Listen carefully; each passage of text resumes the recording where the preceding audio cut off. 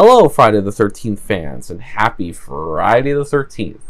Welcome to my review of Friday the 13th Part 2 as part of a very special review for on the special day of our iconic slasher villain, Jason Voorhees.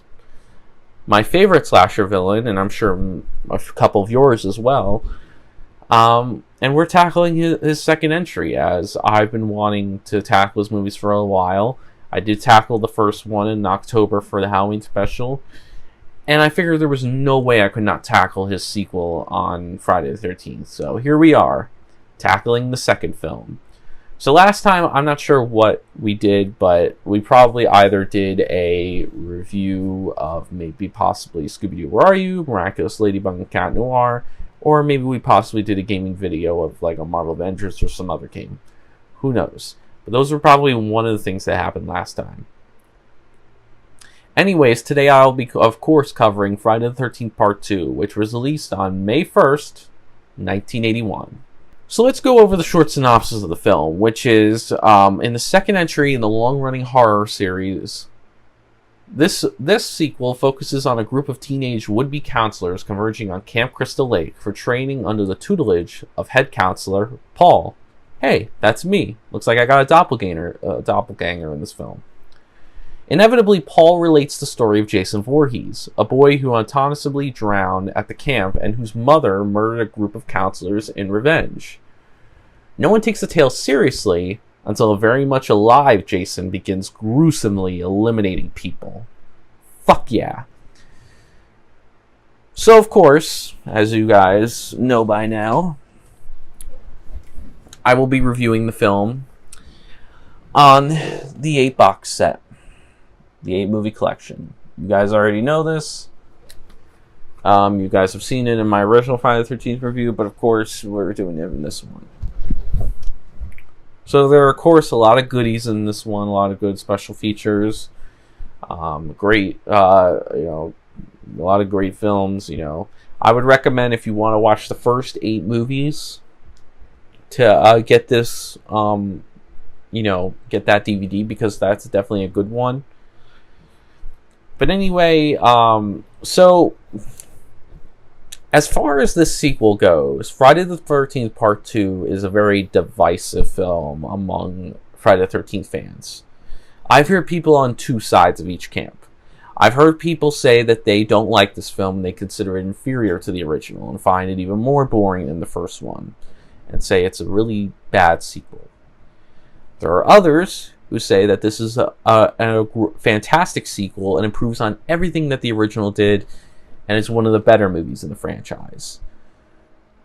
So what exactly am I in that camp? Am I in the inferior to the original, or am I into the better than the original camp? Well, why don't we take a look and see whether this entry does our slasher villain justice, and if it truly tops the original Friday the 13th, and see let's see if this is a good or bad film. So without further ado, let's get started. The movie begins 2 months after the events of the first film. We once again see Alice, still played by Adrienne King, still heavily traumatized by her encounter with Mrs. Voorhees, who is still played by Betsy Palmer, who went on a mad and murderous rampage across Camp Crystal Lake, a summer camp that Alice was working at. And this flashback is very lengthy. I'm not sure why they felt the need, because a few shots might have sufficed, rather than, a long, recap of the first movie. I don't think we needed that.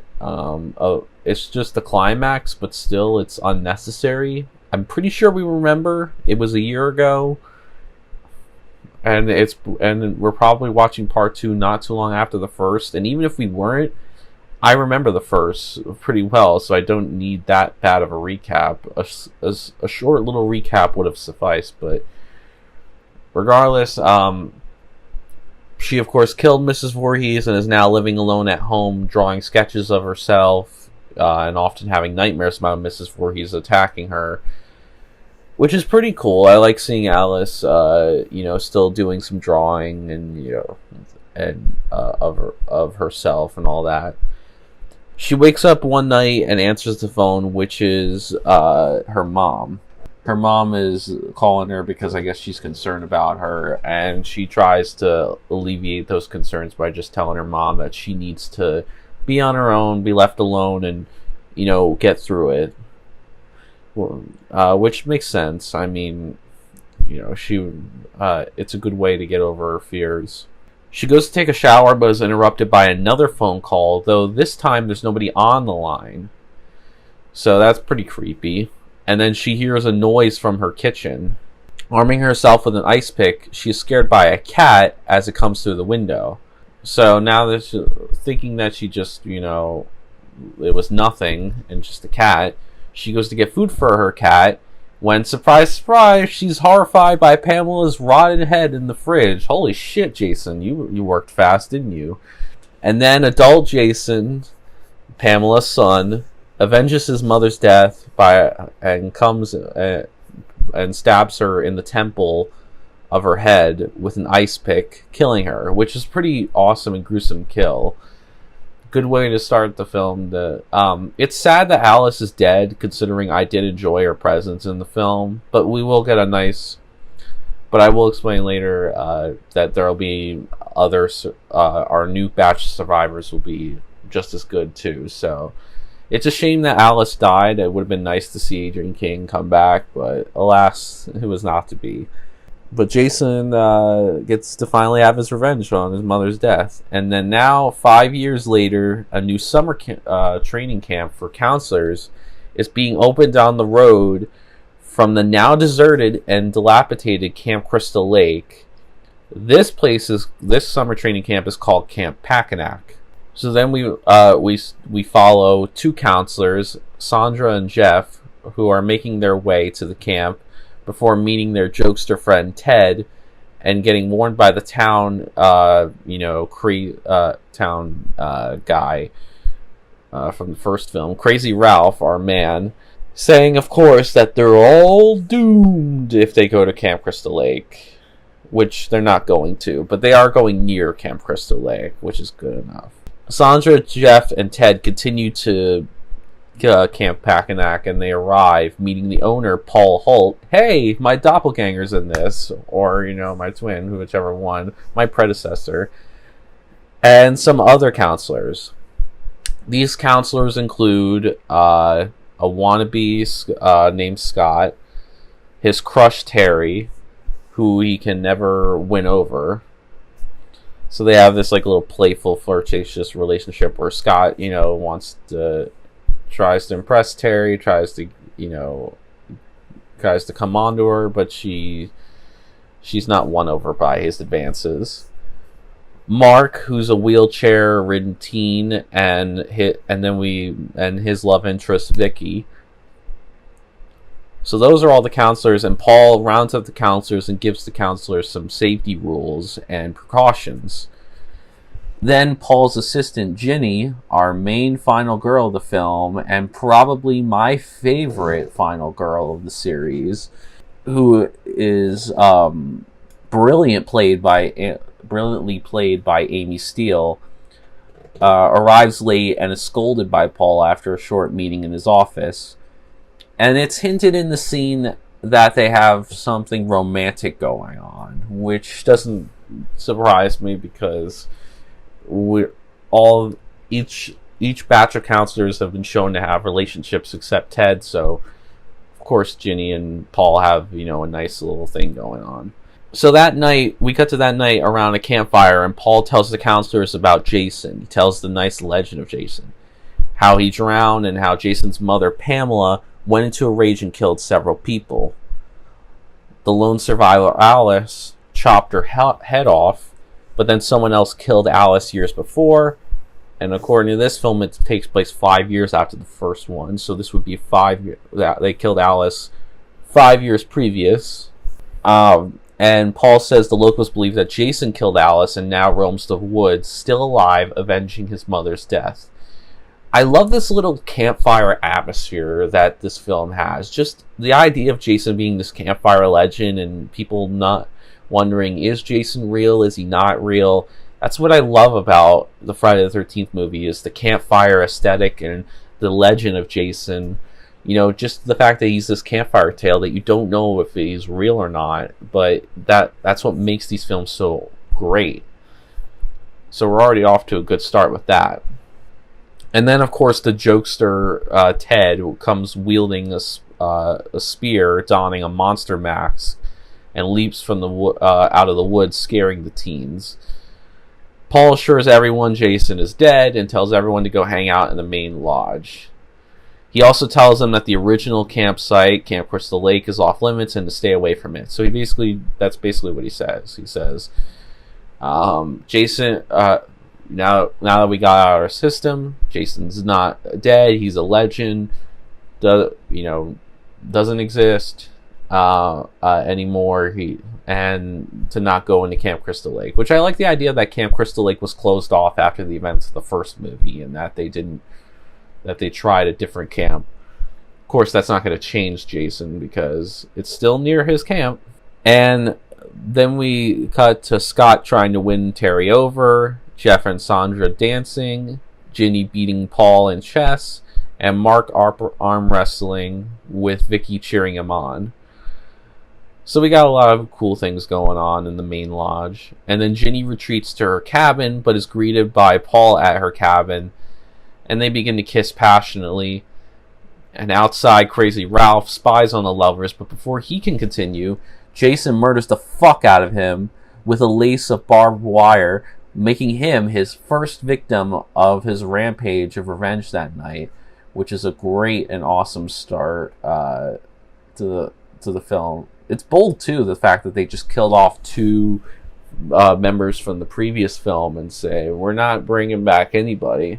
It's a shame that Ralph died, too, since I loved his little crazy ramblings and aesthetic. He was like the townfolk warning guy. But unfortunately, we lost him. The next day, the counselors engage in some training activities, and then while the counselors are taking a swim in the lake, Jeff and Sandra sneak off to the abandoned Camp Crystal Lake, because the night before, Sandra kept being curious about wanting to go to the lake, wanted to go see it, investigate it, and Jeff was hesitant, but she won him over, and they decide to go sneak off and check it out. Because, of course, that's a good idea. Just go sneak off into, like, an unrestricted area. Let's go where a fucking big-ass murder happened 5 years ago. I'm sure nothing bad could happen there. But before they can get very far, they are caught by a police officer who brings them back to Paul. I believe they also say that they find Jeff and Sandra, I believe, find Muffin, the dog, Terry's dog, dead in the woods, which I really don't like, because if Jason really did kill that dog, I really hate that, because that's not really Jason's thing. They've established that. I know it's early in the series, but I still hate that they would even consider making Jason do that. That's more Michael Myers' thing, not Jason's thing, and I just hate that.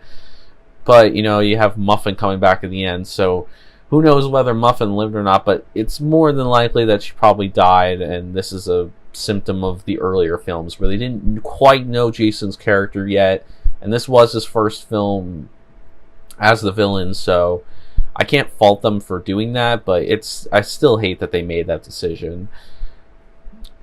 The officer is flabbergasted at the fact that Paul barely punishes Jeff and Sandra, and the officer just leaves, because he's kind of pissed off at Paul's style, and I like how Paul's just sassy, and he doesn't give a fuck what this officer thinks. Like, this is his counselors, this is his camp, he can just tell this guy to go fuck off. Like, yeah, you may be an officer, but I'm the guy in charge of this area.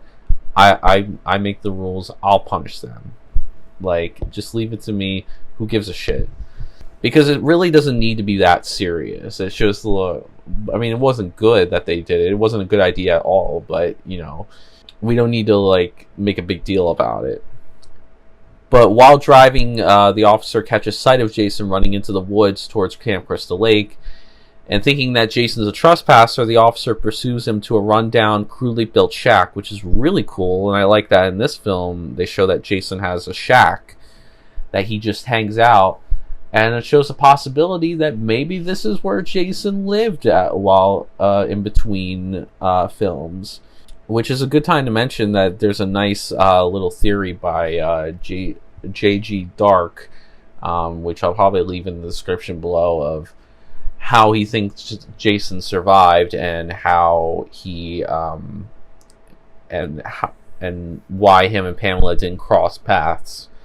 He's got a pretty good theory video, so I recommend checking him out. But this definitely, but it's cool that Jason has a shack in the film, because the film is clearly hinting at that Jason did probably most likely survive and has been living in the shack. Inside, though, the officer gets murdered by Jason with a hammer claw to the head, which is after the officer discovers something that we don't get to see.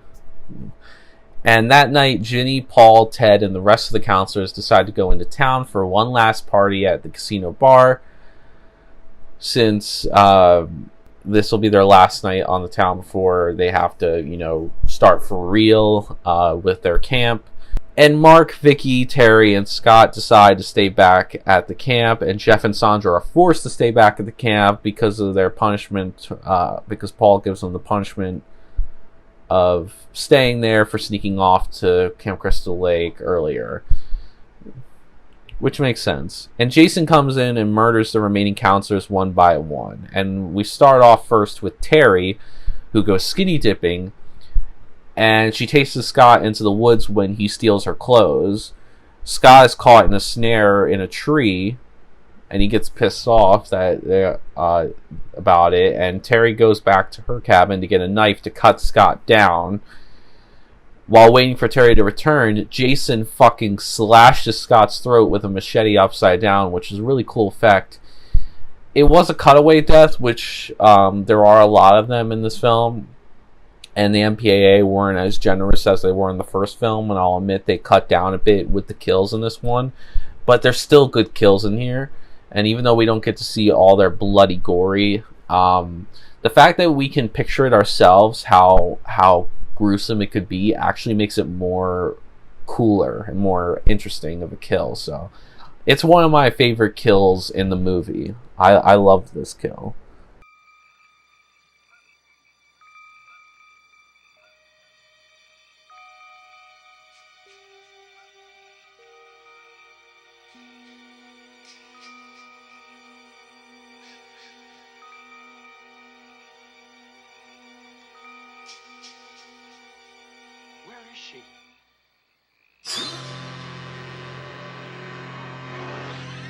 Terry comes back to Scott with a knife to find him dead shit, and she attempts to flee but is murdered as well. And we don't get to see what happens to her, but oh well, can't get them all, right?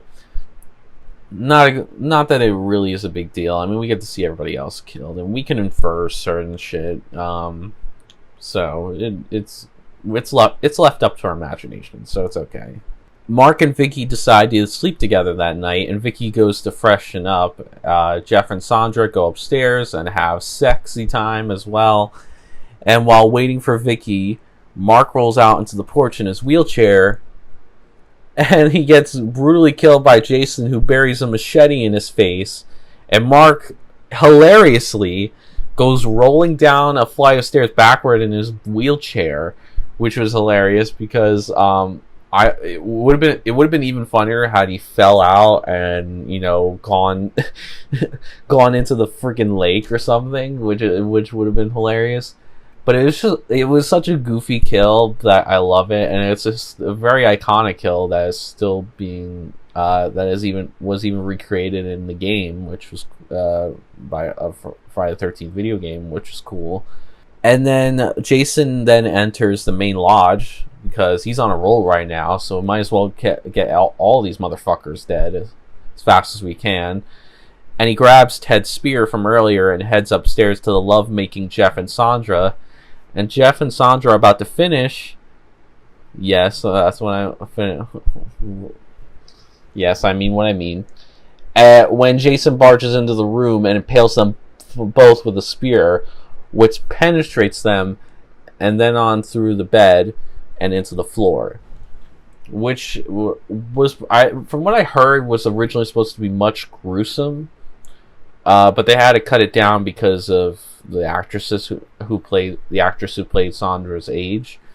But the nudity and gore was supposed to be much bigger. But it's still a fantastic kill.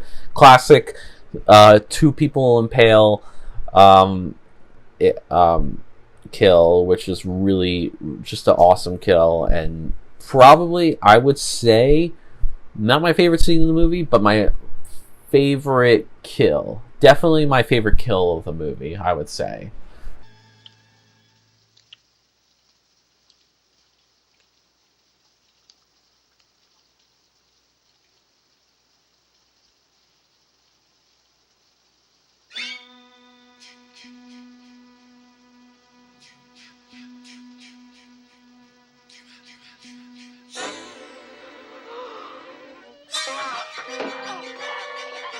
So Vicky returns, not finding Mark or anybody else for that matter anywhere, and she decides to go upstairs to investigate, but only finds Jeff and Sandra dead as shit in their room, and Jason, who now is shown, comes out of fucking nowhere, and I'm like, holy shit, like, where the fuck did he come from? He was waiting for her.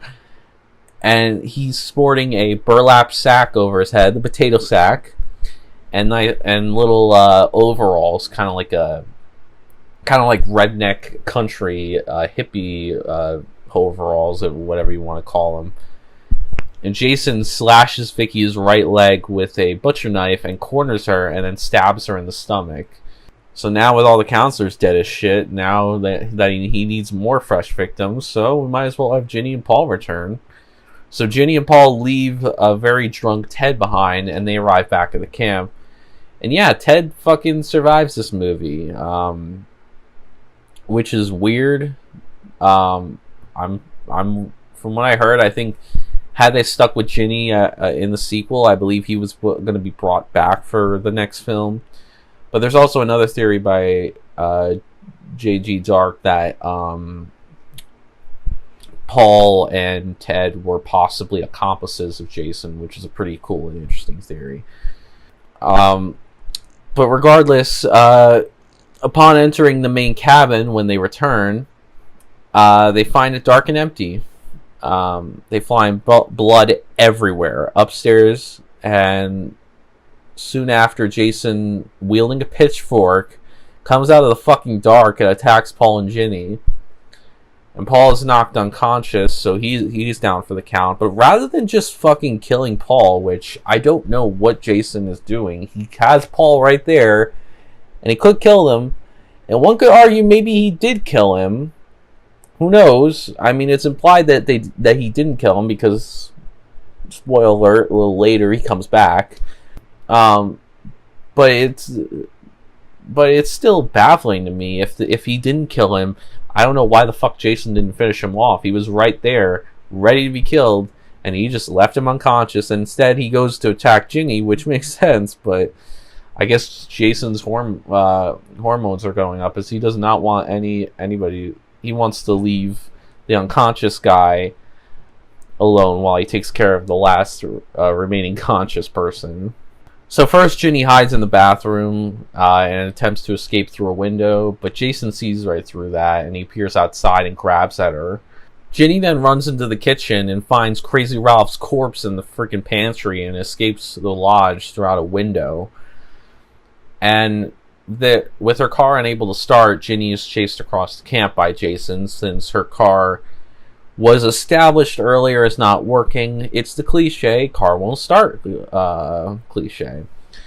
But to be fair, they established it in the beginning of the movie, so unlike the first movie, it makes sense. But just like the first movie, they just don't explain it. So, but it is what it is. You can't have a good final chase scene between the final girl and Jason if you don't take away her advantages. So she goes into one of the cabins and she hides under the bed inside another cabin and sees a rat crawling underneath the cabin. And in a panic, she urinates and pisses her pants. Which, to be quite honest, I can't blame Ginny. I mean, you're being hunted down by a fucking murderer like Jason. You're gonna piss yourself. Like, I think the rat is the least of my worries. I'm more worried about the psycho murderer that's like right by the fucking door if I don't keep it together. So maybe you should be thinking about that, Ginny, instead of pissing your pants over a rat. But then again, she could have been pissed scared about Jason, so who knows. Through this, though, Jason immediately sees it and finds her and makes Ginny think that he's gone. And then he comes out of, but once Ginny like comes out of her hiding place, he fucking comes right down, tries to kill her with a pitchfork, but it's just not Jason's lucky day as the fucking chair breaks underneath him and he falls on his ass. But she manages to salvage a chainsaw and wounds his right arm. And then as Jason is trying to recover, she smashes a chair across his back and he is rendered unconscious. Which, like, Ginny, you got a chainsaw here. Unless if it's out of fuel and you don't have the fuel, use that fucking chainsaw. Take that with you. But Ginny makes a poor decision and decides to fucking flee into the woods and stumbles upon Jason's dilapidated shack once again. And upon entering the shack, she finds a rustic shrine dedicated to Jason's dead mother, which consists of Pamela's decapitated head, her sweater, her pants, a machete, and candles, as well as the corpses of Winslow, which is the cop from earlier, Terry, so we get to see what happened to her earlier, and Alice, of all people, who died in the beginning. Oh, that's sad. Alice especially. Like, Terry and Winslow, like, they it is what it is for them, but Alice, fucking hell, man. I'm still upset that they killed Alice off. She was such a great final girl. It's such a shame. Jason begins to start breaking down the door with which Ginny barricades herself in, and Ginny cleverly comes up with a plan. So she decides, why don't I put on Pamela's sweater and pretend to be Pamela? And she calls Jason's name, luring him into a trance, and the trick works for a moment until Jason sees his mother's head on the shrine and realizes, oh shit, that's not my mother. And the ruse is up and he attacks Ginny, injuring her leg. And Paul appears out of fucking nowhere and questioning why Jason just didn't finish him off earlier. But good to see my doppelganger still kicking it. And he gets into a struggle with Jason. And with Ginny, you know, now having attention off of her and having time in her hands, she grabs the dropped machete and she buries it deep into Jason's left shoulder, supposedly killing him. And I love this scene. It's established earlier that Ginny has taken class for psychology, so I love that she uses her psychology skills to trick Jason. And she kind of does it earlier by analyzing Jason at the bar, which was cool. But I like to see more because it shows that her thinking on her feet and how smart, and considering all the not so great decisions beforehand, it's nice to see that she made a really good plan and a really good decision and stepped up when she needed to. And it just really was cool. Even though Ginny had her, you know, moments of, you know, not thinking, you know, correctly. But to be fair, when you're facing a murderer, you don't always think the clearest. But good on her for thinking up for a good plan and using her psychology skills to fool the villain. Because that's something unique and interesting that we don't get to see from these final girls or boys. So it's nice to see that one of them uses something that she, you know, a skill set that she had, and decides, why don't I use my psychology to, you know, take down Jason? And she almost beats him. And had she just not been too long putting the machete up, she could have beaten him. And Jason was willing to die had he, because he expected it to be his mom. He assumed it was his mom. But when he realized that she wasn't his mom, he wasn't gonna let her kill her. So this is, while Jeff and Sandra's kill is my favorite kill of the movie, This is my favorite scene in the movie. I'm not joking. This is my favorite scene in the entire movie. It's freaking awesome. I love how the interaction between Jason and Ginny, and the scuffle between Jason and Paul, and then Ginny fucking getting the machete and burying it in his left shoulder. Good shit right there. Jason! It's all done, Jason. You've done your job well, and Mommy is pleased. That's a good boy. Now come to Mommy. Come on. Come on. Mommy has a reward for you.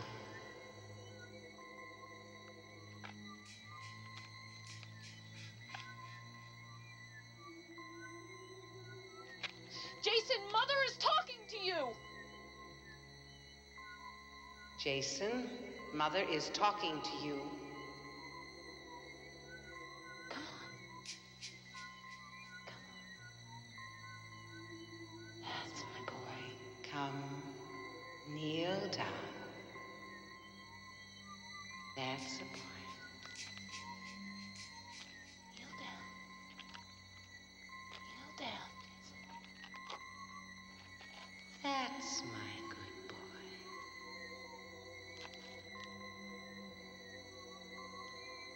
That's a good boy. Good Jason.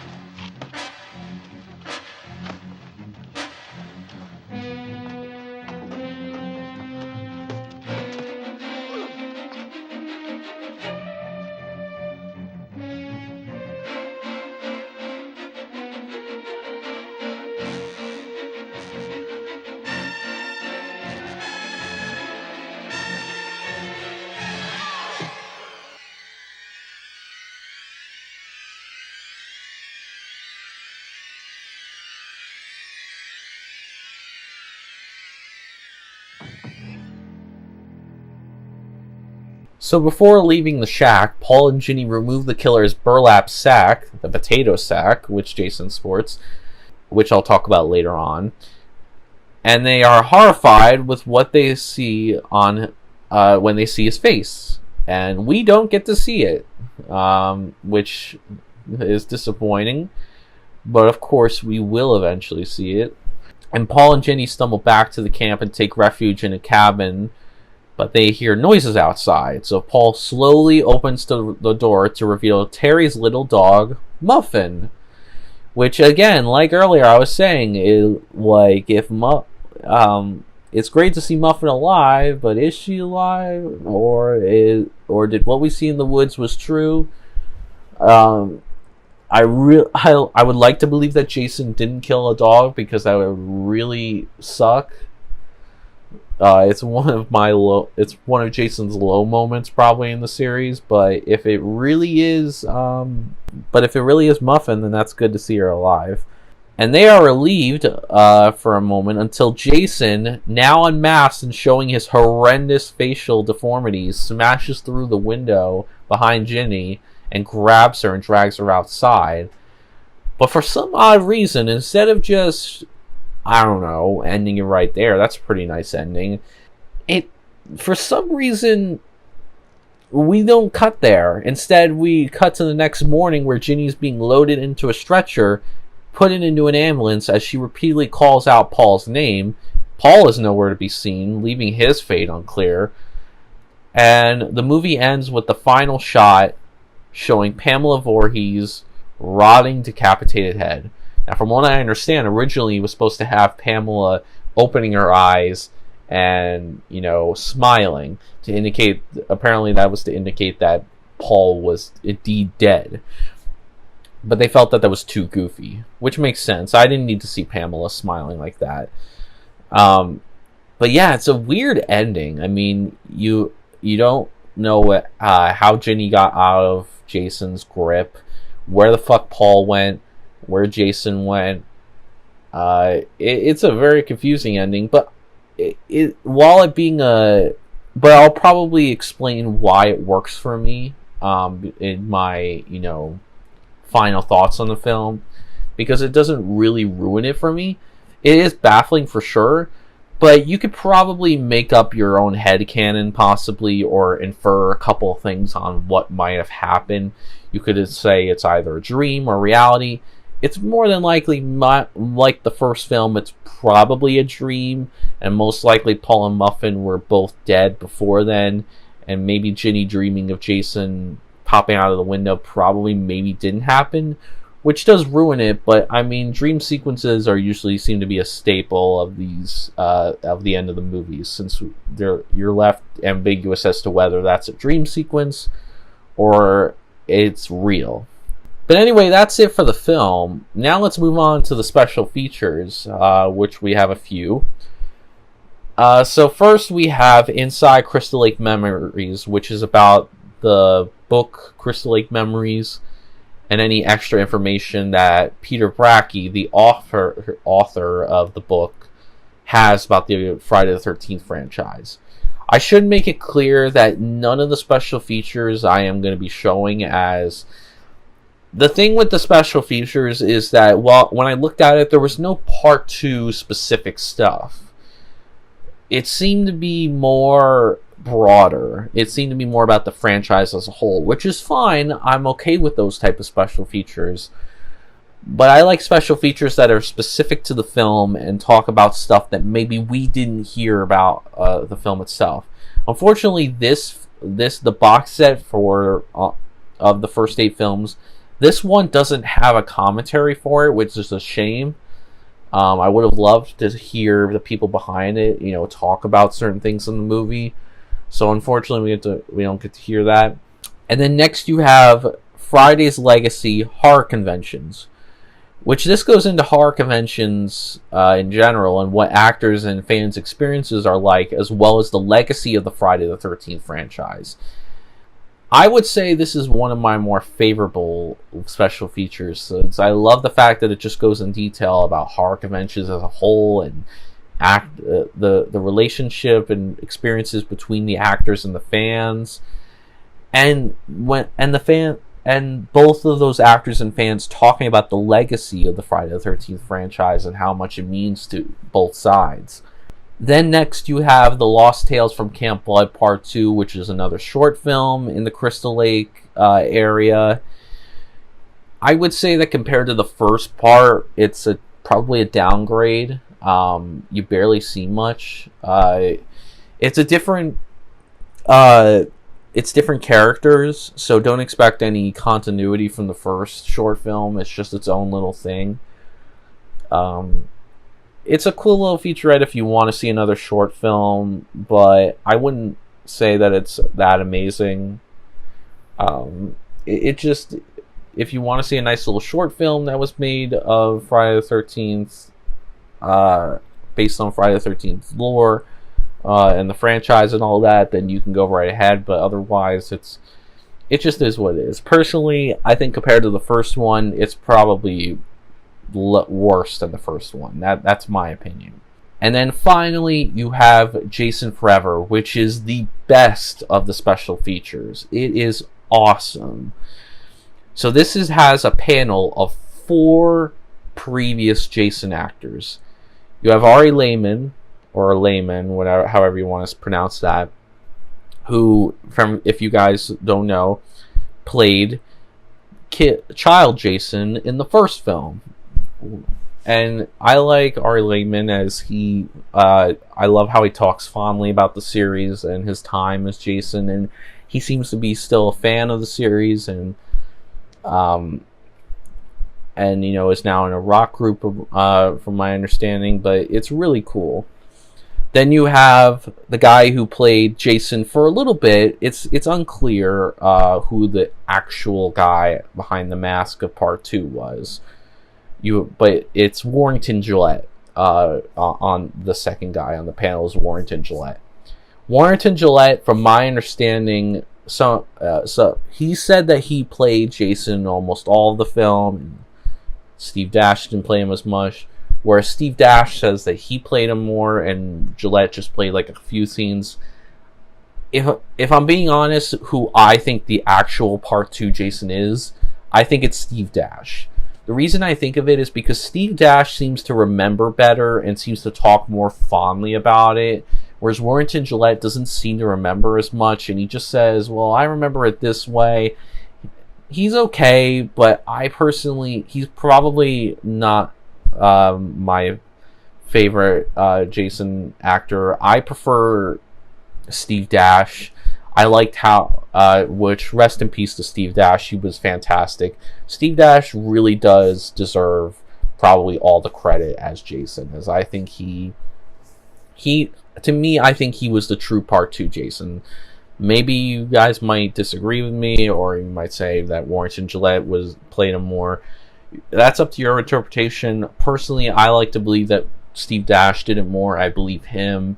But regardless, I think both actors did a great job, and I respect Warrington Gillette for what he did on the film, and I don't hate him in any way. I think he did a great job in his few scenes. I think, from my understanding, he did the window crash scene for both the bathroom and Ginny's pop-out scene.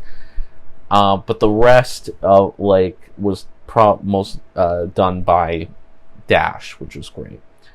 Then you have part 6's Jason, CJ Graham, who was really cool, and I loved hearing all his stories.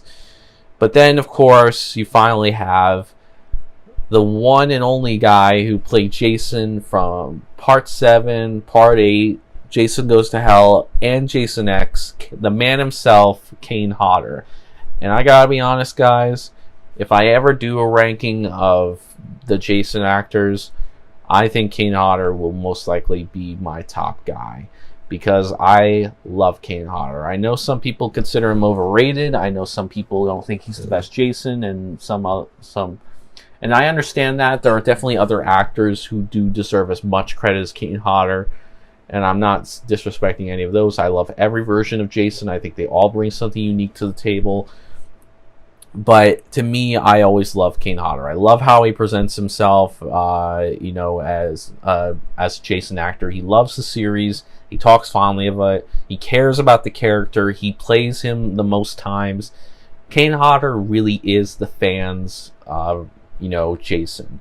He cares about this character. He portrays him the best. And I'll have to go into detail about his portrayal when we get to his movies. But he was also on this panel, and it was great. And we got to hear great stories and all that, just great, questions and answer, Q&A stuff. Individual stuff from each of these actors, and it was great seeing them all on a panel. So definitely check out Jason Forever. It's a great panel that goes into all these 4 Jason actors. So, and then of course you obviously have the theatrical trailer of the film, which is cool and is a nice little inclusion if you wanna see what the trailer and marketing of the film was, and it's a nice little continuation of the first film's marketing. But now that we've gone over the film and the special features, I think it's about time we wrap up and get into my final thoughts on the film. I'm going to give Friday the 13th Part 2 5 stars out of 5. Starting off with the negatives, since this is a 5 out of 5 film, I don't have any negatives for the film. It does have flaws, I'll give you that. There's definitely some flaws in this film, and I won't deny those flaws. But I feel like I can overlook those flaws, such as the questions that are brought up during the film and the ending, along with the characters and Jason himself. So, there's questions about, Jason not drowning, being back in part 2. People are asking how is he back in part 2? If he did drown, why didn't he go see his mother? Why didn't he prevent, Pamela from being killed? People saying he could have prevented it. And like I said, I think you should check out JG Darhk's channel, because he makes a lot of theories about Friday the 13th. And while I don't agree with all of them, some of them have, there's two, like I said, there's two in particular that kind of answer it. One is what he thinks happened to Jason after he drowned, and why he thinks that him and Pamela never crossed paths between the first film. There's still some stuff that he didn't answer completely, but he answered mostly everything. And I feel like I'm on the same path where this film infers that Jason didn't drown. And I don't think, and I feel like there are things you can, I feel like there's things that you can infer and things that you can accept. But the film never gives a definitive answer. So you can make up any way of how you think Jason is back.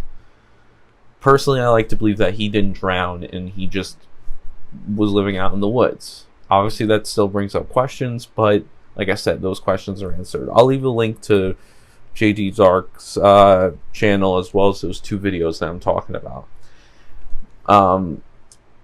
And obviously with the characters, there's the fact of what happened to Ted. What happened at the end with Ginny, Paul, and Jason? Why didn't Jason kill Paul when he had him down? What happened during the ending when Jason crashed through the window? Did Ginny dream that? Did that actually happen? What happened to Paul and Jason? There's all that stuff. But to me, I feel like each of those things I can come up with in my head what the film infers. I know that Ted was originally supposed to be brought back in the new film, so it's not hard to just infer that he probably just survived and just got lucky. As for the ending, well, as jumbled up as it is, I think it's just like the first film. It's probably most likely just a dream. As I think that makes more sense than it being real. And I think the following film that they were planning with Ginny was going to kind of answer those questions. So it's a shame we never got that film, but this film does, but you can infer things on this film and make up your own mind. I won't deny that there are flaws with all that stuff. But I feel like if you're willing to overlook those flaws, there's some good stuff here. Like, it just depends on your taste. If you're really hung up on the questions, then it'll make the film experience not so great. But if you just kind of, pay attention to the film and see what it's inferring, and, you look at all the behind the scenes stuff and shit like that, you can probably come up with other stuff, especially if you see other Friday the 13th fans and their theories and shit like that. Even though they're just theories, it's better to it will probably help your enjoyment with the film. But yeah, so let's get into the positives from the film. And I gotta say, I love Friday the 13th Part 2. It's really great. I guess I should start with how I did the first movie. I enjoyed the atmosphere and kills of the movie. This movie's very well shot, and it has that same summer camp vibe that the first film has. And it really is great. Like, I feel like they took what worked in the first film and they made it better. I will say that despite the kills being cutaways and aren't really as creative, and they don't show off this, they don't have the gore effects of Tom Savini. So obviously it's a disappointment. But the kills still look good in this movie. Like, I genuinely have a good time with the kills. I like how they look. Would they have been better had they not cut away so much? Sure. But I think it depends on your taste. A cutaway doesn't necessarily kill it for me if I see enough of it. I know Part 7 is the same issue, and a lot of people hate that. But Part 7, I don't actually hate. Not from what I remember. I actually love how Jason looks and kills in that movie. But that's a review for another day. But with this film, like, I'm fine with that because the first film objectively does have better kills. I won't deny that. It has way better kills. It looks better. But you can't blame the people behind part 2. They were getting shit from the MPAA. It wasn't easy getting this film off. I like the kills, though. I think they're good enough as cutaways. They're still good. They're still creative. And it really helps, especially with the atmosphere of this film.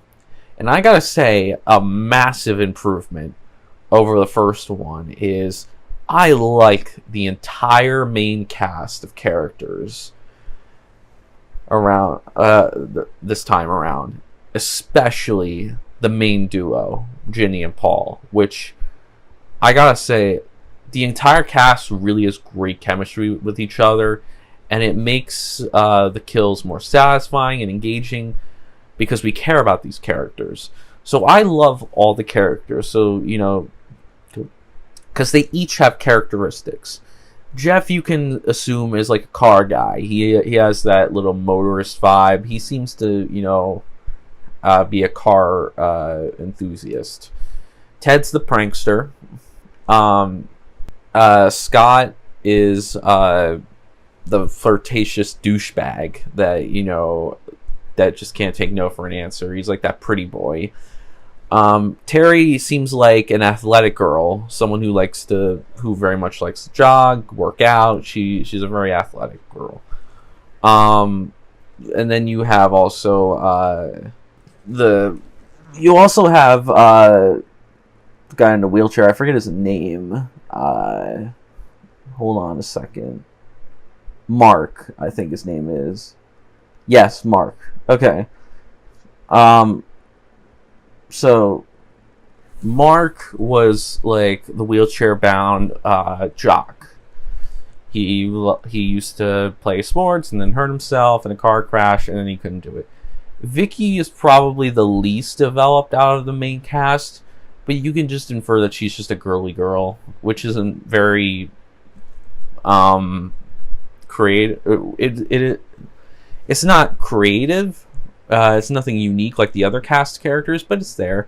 And Sandra seems to be a curious girl. Like, she likes to investigate. She likes spooky things. She likes to wander off and do her own thing. She's very independent, I would say. She likes to, you know, explore. She's an adventurer. But of course, I can't talk about the cast without mentioning the main duo, Ginny and Paul. Paul, my doppelganger in this film, or my spiritual spiritual predecessor. He is he's a cool head training camp counselor that is training the counselors, but is pretty chill. I like how sassy he is. Him and Ginny have this like little sass with each other, and he obviously cares about getting things right at the camp, but he's not like a douchebag, strict by the books type of guy. He's okay with having a little bit of fun because he's a young dude too. So I kind of like that, and I like his relationship with Ginny. And Ginny, whoa! I mean, I loved Alice, and it would have been great had she continued in this film. But Ginny is easily probably my favorite final girl in the series. I love Ginny. Ginny is awesome. She has a psychology degree. She's studying psychology, so she's a very psychological person. She's very sassy. She's very tough when she needs to be, but she's not always perfect, and is still scared, and knows that she has to outwit Jason with her brains, with her psychology, rather than her her physical side, like running away or fighting him off. And I like that. She does something unique that the other final girls don't. The other final girls just usually run away until they get an opportunity to either kill the killer or escape. But Ginny doesn't do that. She uses her psychology to defeat Jason, which I love. And I like how she even sympathizes with Jason and And although she doesn't condone what he's doing, I mean, who would? But she is curious about his psychology and wants, and I bet had he not been a murderer and he genuinely was looking for his mother, she probably would have helped him. I think she genuinely cared about his story and was very interested in it. And I like that. It brought a new side to her, especially since the actress herself is now, like, I think also a psychologist, which is really cool. So she really brought a lot to the character. Amy Steele had a lot of natural charisma in this movie, so she really gave it her all with this character. And honestly, I think out of all the final girls, it's a shame that Ginny never got a return to the film, as I would have loved for her to return. She was fantastic in this film. So unlike the first film, we had a fantastic set of characters.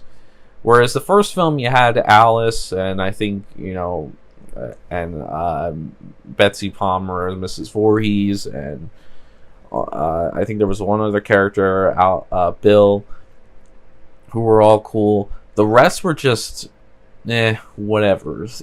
They weren't developed enough to really care about them. These ones, I actually do give a shit when they all die, because I actually really like the chemistry they all have with each other, and it feels very natural and very, it makes the kills better because we're invested in it, because we care about these characters. So that's a great step up from the first film. And of course, finally, we can't talk about the film itself without mentioning the main man himself, Jason Voorhees. And Jason's himself is awesome in this movie. Now, unfortunately, he doesn't have the iconic hockey mask. That's not until the next film. So in this one, we get to see him sport a potato sack look with his kind of back of the woods redneck type of outfit. He's a very recluse outfit. And I think I love Jason in this movie. I care about his motives and his character overall in the film, especially at the end with Ginny. I understand why he's doing it. At first, he kills Alice because for revenge, but I think also it's a territorial thing. But also, I think he's trying to bring his mother back. He genuinely wants to bring her back, and I feel like he's killing these people so he can bring her back. And he thinks he almost succeeds with Ginny, but he didn't succeed, and he failed. And unfortunately, he almost fell for it, but he caught it at the last second. And I like his character overall because it's a tragic character, and that's what makes Jason has different motives to the other slashers that I like, and his character is different from the other slashers. He's not 100% evil like Freddy or Michael. He generally is a sympathetic slasher villain. He does bad things, sure, but it makes him unique, and that's what I like about him. Plus, he was my first slasher. He got me into the genre, so I can't thank enough for Jason because he was awesome in this film. And I didn't mind that he didn't have the hockey mask in this film. I obviously prefer the hockey mask, but honestly, I like Potato Sack Jason. It's kind of goofy and funny, and people always make fun of how Jason acts at the end with, how can he not see Ginny? How is he this clumsy? I think you can kind of infer that he can't see well with the mask. I think even Steve Dash himself, one of the people behind the Jason mask, him and Warrington Gillette, like I said earlier, I think Dash was the main guy who did all the stuff, and Gillette just did a couple things. But Dash said it was very hard to, see under the mask and, walk around in it. It was not easy for him. But I think you can infer that in this film, that Jason just can't see well in that mask. He's only got one eye hole popping out of here. He's got another. The rest of the sack is covering most of his face, so he can't see out the other eye very well. It's not like the hockey mask where you can see a little bit better. But he looks great in this film, and honestly, I'm still glad that things turn out with the hockey masks. I think that's a more iconic look. But I think the potato sack works in this film, and I love Jason in this film, and it just really was great. The pacing was great, the kills were great, the atmosphere was great, the characters all around were great, and the main slasher guy himself, Jason, was great. I love Pamela, but Jason's always my guy, and I'm happy he was in this film. So overall, guys, I would recommend this film to fans and newcomers of the Friday the 13th franchise. It's not the best film in the franchise. I certainly don't want to say that. There is still probably one other film that's coming up that I think is better than this one. But this film is probably at least in my top 2 or 3. I can tell you that. This is like one of my favorite Friday the 13th movies. It's one I can come back to and enjoy because it has almost everything that I want. It's not perfect. There are still flaws in it, but I can overlook those flaws because everything else in the film outshines those flaws. It's up there, and I think it is a film. It's just a film that I can revisit around October, during Halloween season, or if it's a Friday the 13th, or I want to pop in a film. This might be one of my choices, or if it's just summertime and I want to watch a Jason movie. Part 2 is a go-to. So definitely check this out, guys. I think you might enjoy it. It depends on your taste. This is, like I said, this is a very divisive film. Some people love it, some people don't. It really depends on if everything else the film does overshadows the flaws of the film. If you think the positives outweigh the negatives of this film, then you'll have a good fun. But if you think the negatives are too annoying or too obvious for you to overlook, then you might not like this film. Everybody has their own taste, but I think this film is a good one and deserves more love. So go check it out, guys. It's a fantastic film. But anyways, I hope you guys enjoyed the review. Please give it a like if you did. Comment down below your thoughts on the film. Do you love it like me? Do you think it's one of the better films of the franchise? That'd be great to hear. Do you hate this film? Do you not like it at all and find it one of the lesser ones? It'd be interesting to hear why you don't like this film and why you may not prefer it over the original, or you just don't like it overall over the franchise. Or are you somewhere in the middle where you think it's okay, where it's not too bad but it's not too good either? I'm curious for your thoughts, so let me know down in the comment section below. And subscribe for more Friday the 13th content like this, or if you're just interested in any of my other content. I, of course, will have plenty of Jason's content. Jason's going to be making more appearances on this channel. You can bet your ass on that. I think there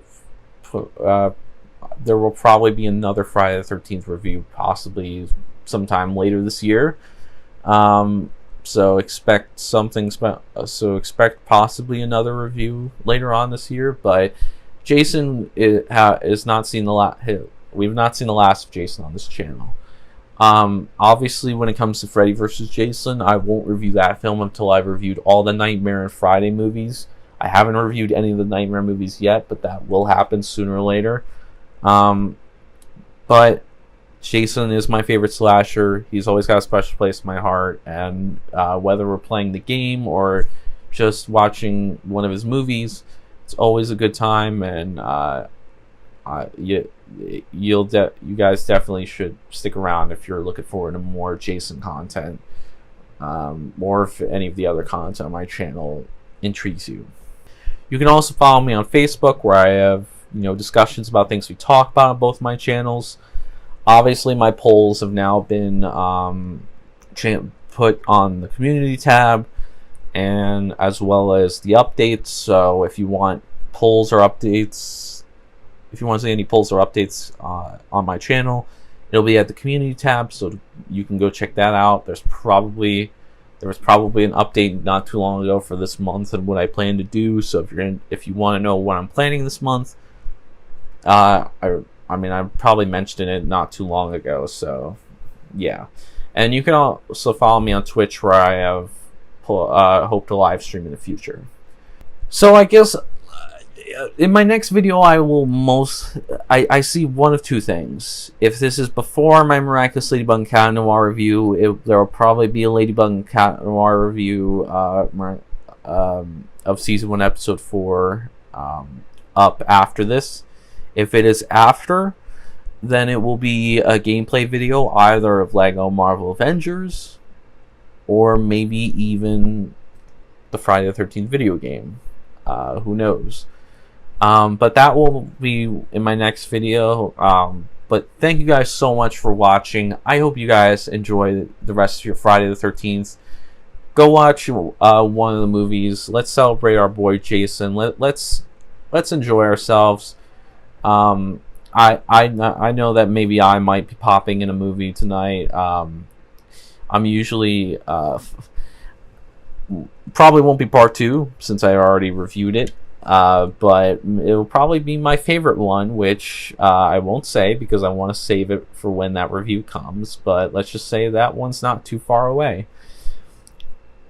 But let's celebrate our boy Jason. Let's have a great time. So enjoy the rest of your Friday the 13th. And I'll see you guys in whatever the next video is. And as always,